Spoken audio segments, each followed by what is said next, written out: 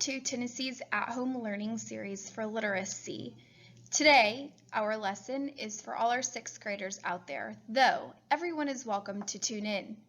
This is the 3rd lesson in this week's series. My name is Megan Gilly, and I am a 6th grade teacher in Tennessee schools. I'm super excited to be your teacher for this lesson today. Welcome to my virtual classroom. If you didn't see our previous lessons or you would like to visit this lesson, you may go to the Tennessee Department of Education's website at www.tn.gov/education. You can still tune in today, but it might be more fun if you go back and watch the other lessons first, since today we will be talking about things that we learned previously. Today we will be learning about how the author uses conflict to build the story of Arachne, which is what we have been focusing on this week.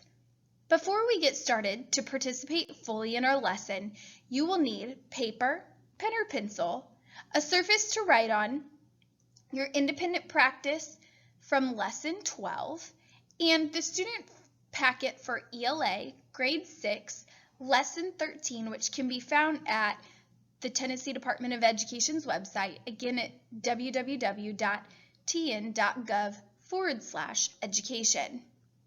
So grab your supplies and let's begin. In Lesson 12, we studied the elements of the myth Arachne and how they led to the resolution.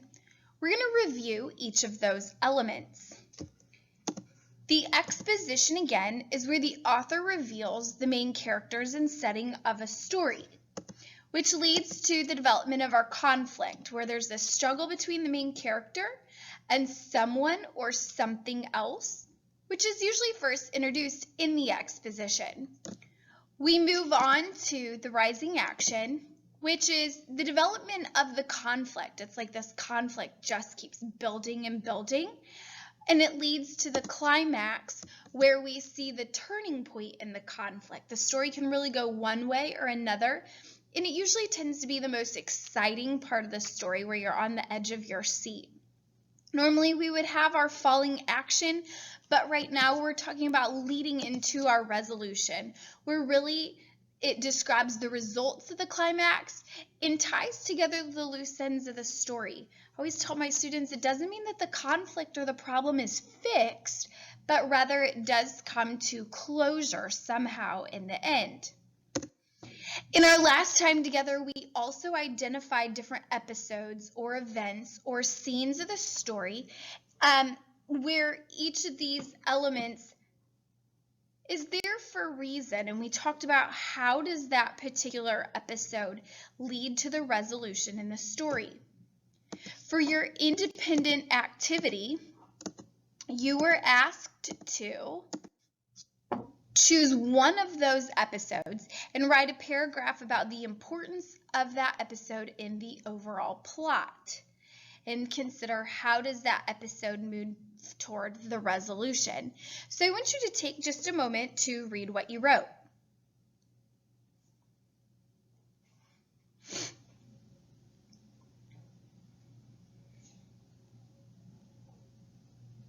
Great. I'm going to be reading an example to you, and I want you to listen for how the student explains the episode's role in moving toward the resolution, because that's a really hard thing to do.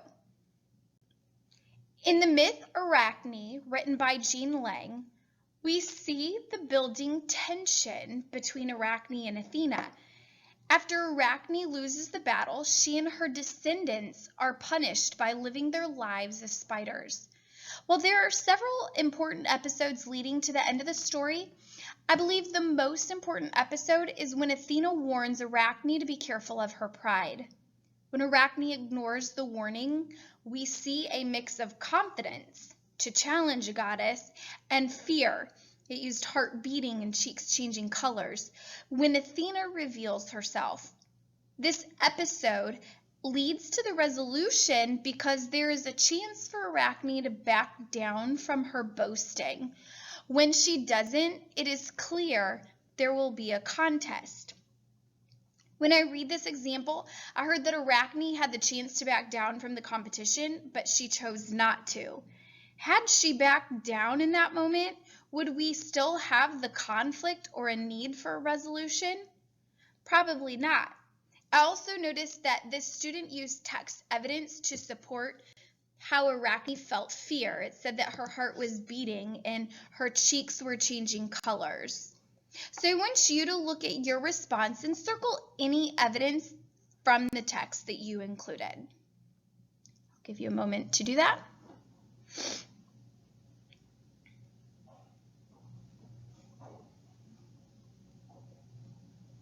It's always important as readers to collect evidence to support your thinking. So I'm sure what you wrote is great. We are going to move on to today's focus. Our goal today is to look a little deeper to understand how the author resolved the conflict in this text. We will begin with me showing you what that looks like, and then there will be time for you to practice on your own with my support. Finally, I will assign you an independent practice assignment that you can complete after the video ends. To organize your notes for today, we're going to create a 3-column chart. So I want you to take out one of your pieces of paper and you're going to label the left column as episode. Then you're going to label the center column as what is the conflict. And then you're going to label the third column as outcome. So of course, here's your example, and I want you to jot those 3 columns down.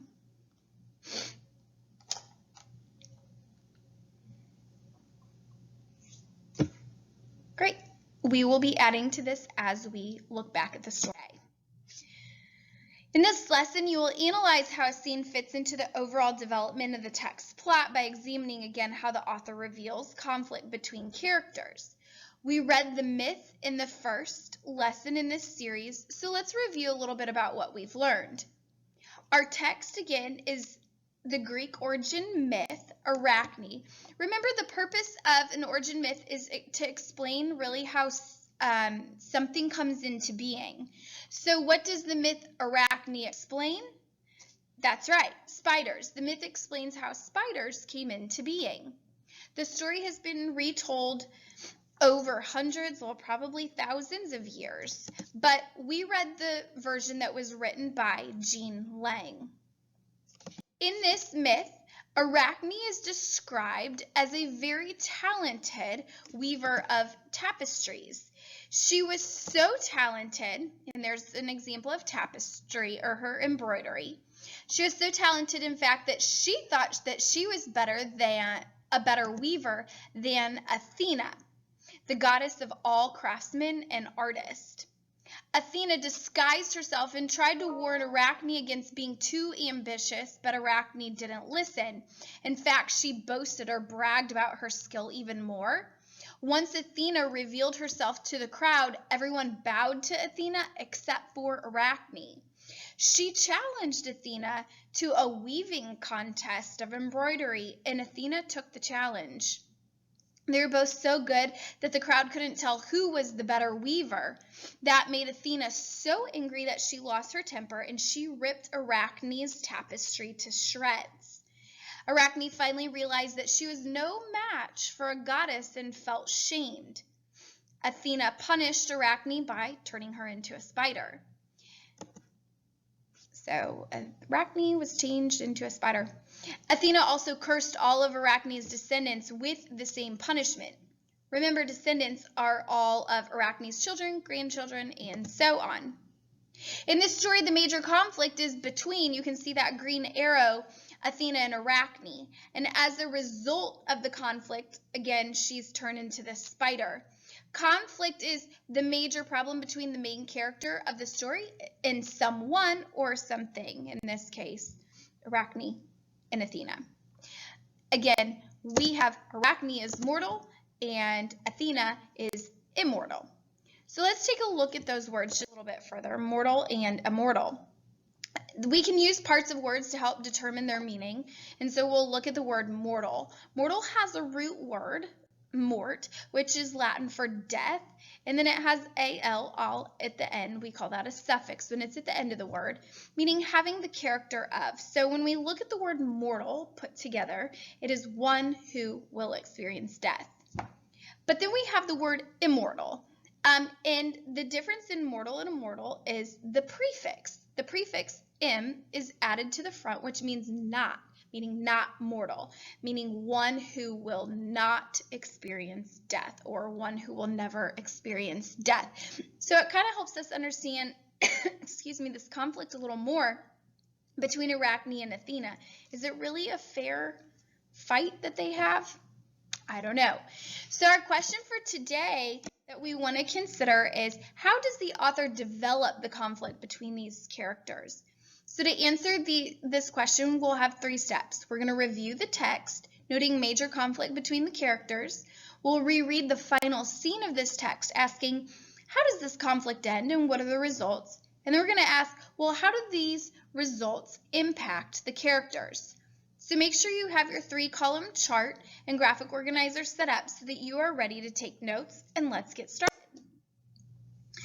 So we're going to review the text, noting the major conflicts between the characters. So you'll see I've put the text on my chart. That's fine if yours says episode 1. If you printed the resources from the website, then you will have the text in front of you and follow along with me.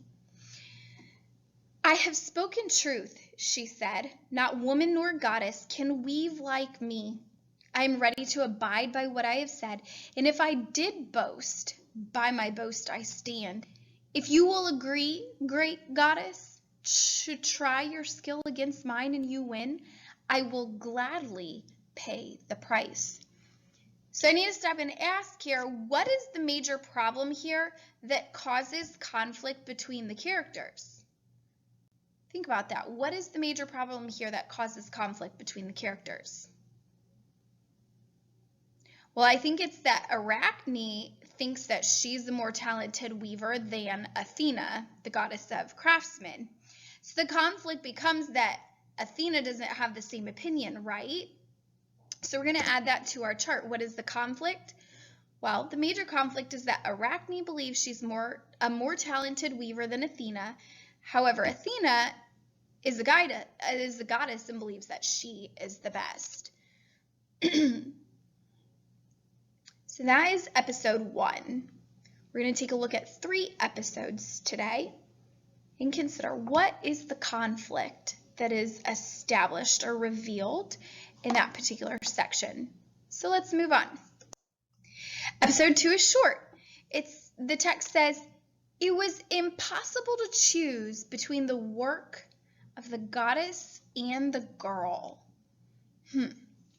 So what is the major problem that is revealed in this particular episode? Because it starts with them competing and then it changes just a little bit here. Because first the crowd couldn't choose who the better weaver was. So Arachne is embarrassed because she could not prove that she was the best. It's also a problem for Athena because her weaving does not show that she's any better than Arachne, and she's a goddess. So on your chart, I want you to consider, well, what is the conflict then?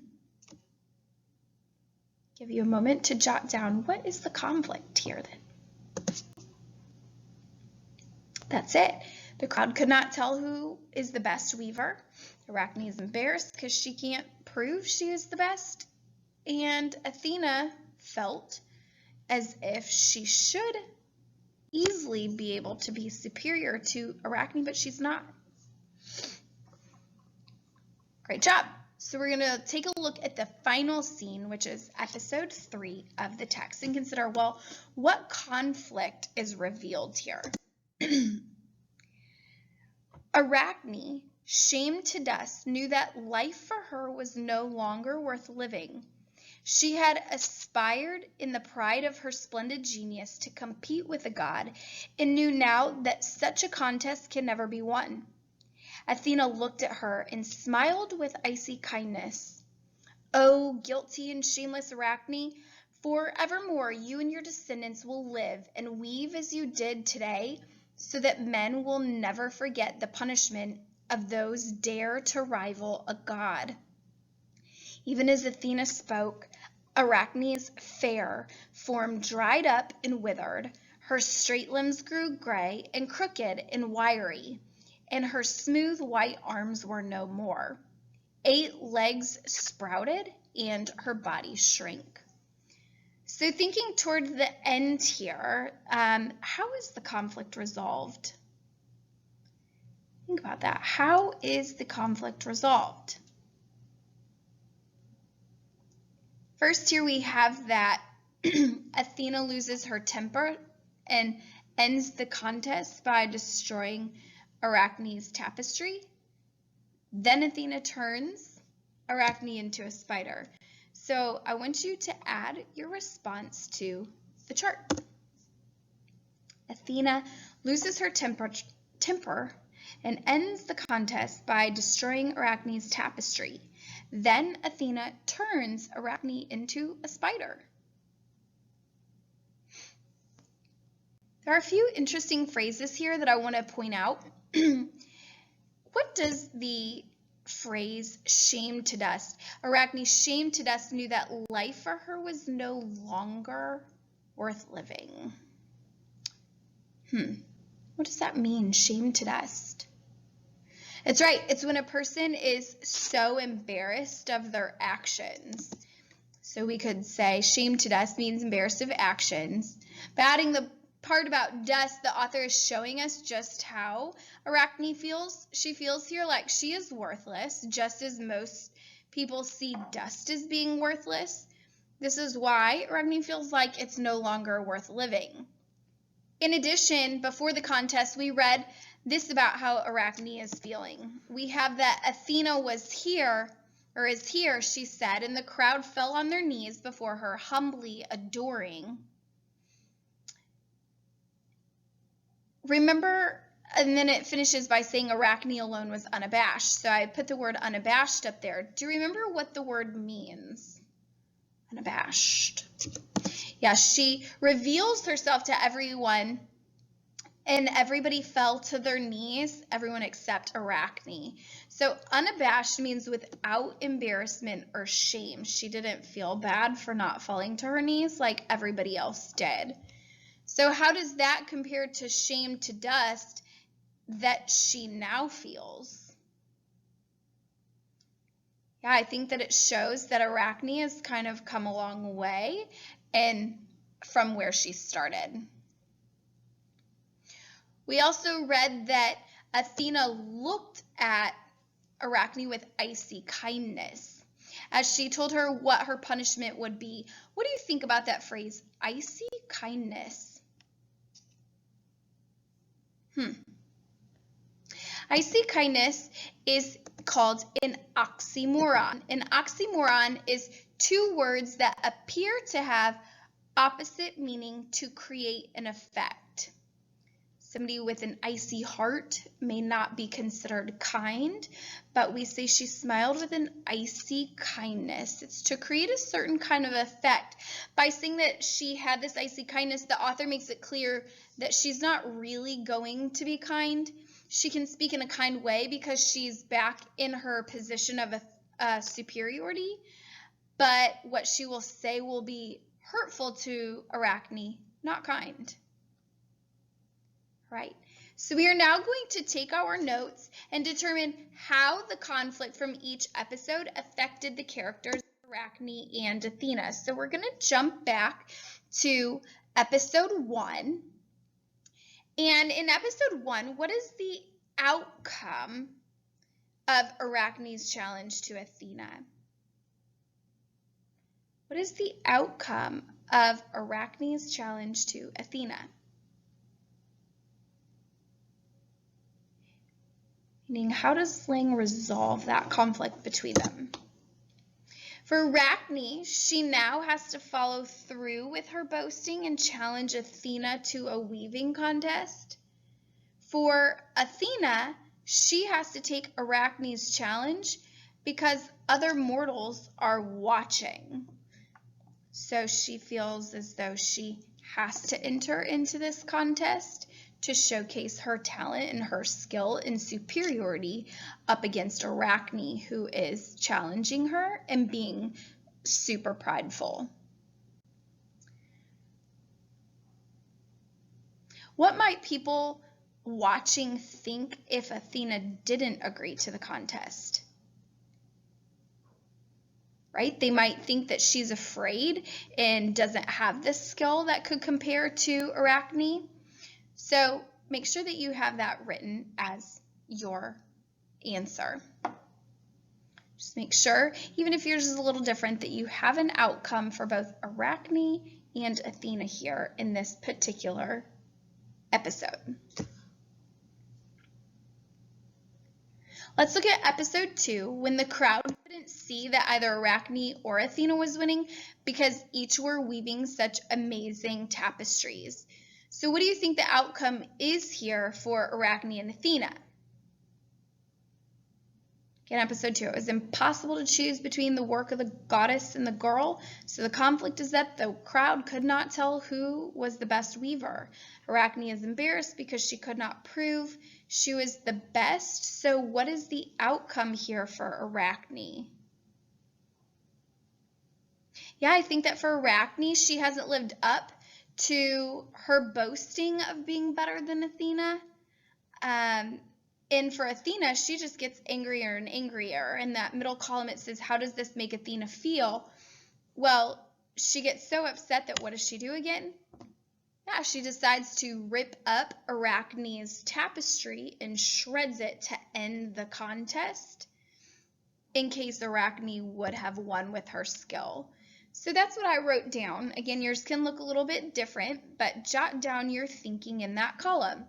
Arachne, she hasn't lived up to her boasting of being better than Athena, but we don't necessarily get to see that either because Athena is so angry, and that causes her to rip up Arachne's tapestry to shreds that ends up ending the contest. So Athena's actions here end up putting an end to the conflict.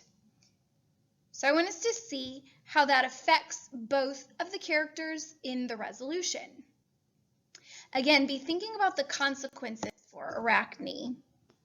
Remember here, again, Arachne, shamed to death, knew that the life for her was no longer worth living.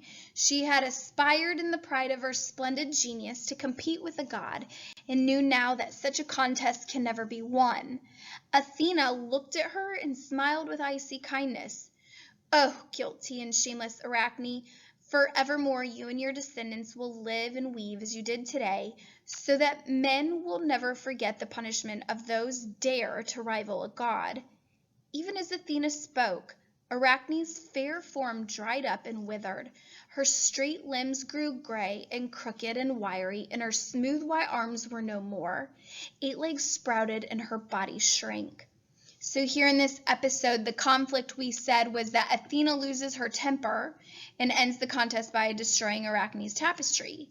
Then Athena turns Arachne into a spider. So it's pretty obvious what the immediate consequence is for Arachne here. She goes from being a beautiful young girl to a spider. Not only that, all of her descendants will be spiders, and they will work all the time weaving webs. It's a harsh punishment.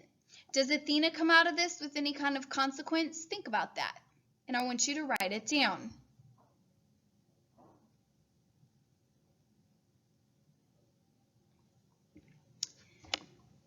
Yeah, I personally think that while Arachne is made from beautiful to a spider and one that people no longer love but fear, that's for Arachne, but Athena here, she also has consequences because the crowd couldn't decide who was better. So for her, she didn't necessarily win the contest. She just stopped it by ripping up Arachne's tapestry. So she's a little less like a goddess and more like a 3-year-old here. She didn't lose, but she likely lost the respect of people watching because of what she did. And of course, they probably didn't express that for fear of being turned into a spider also, or some other creature.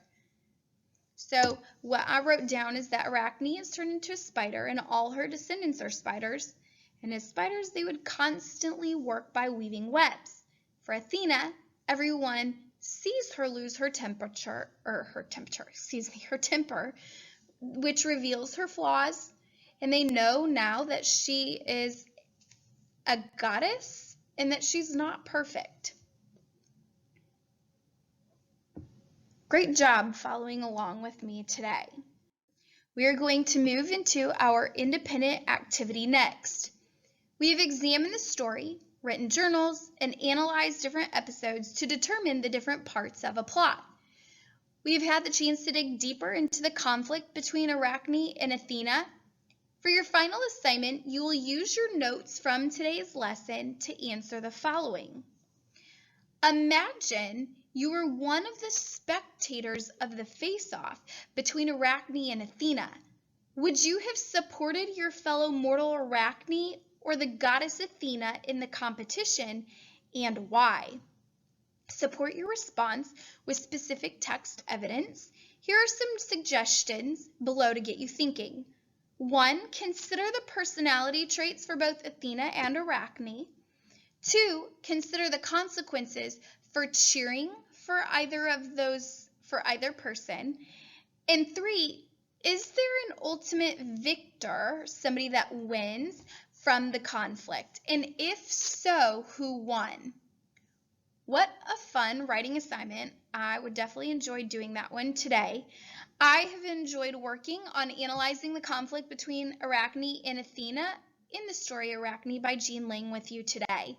Thank you for inviting me into your home.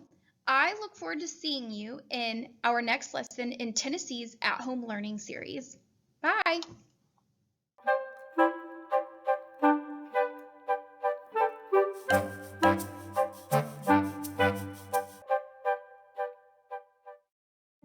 We know this year didn't go according to plan.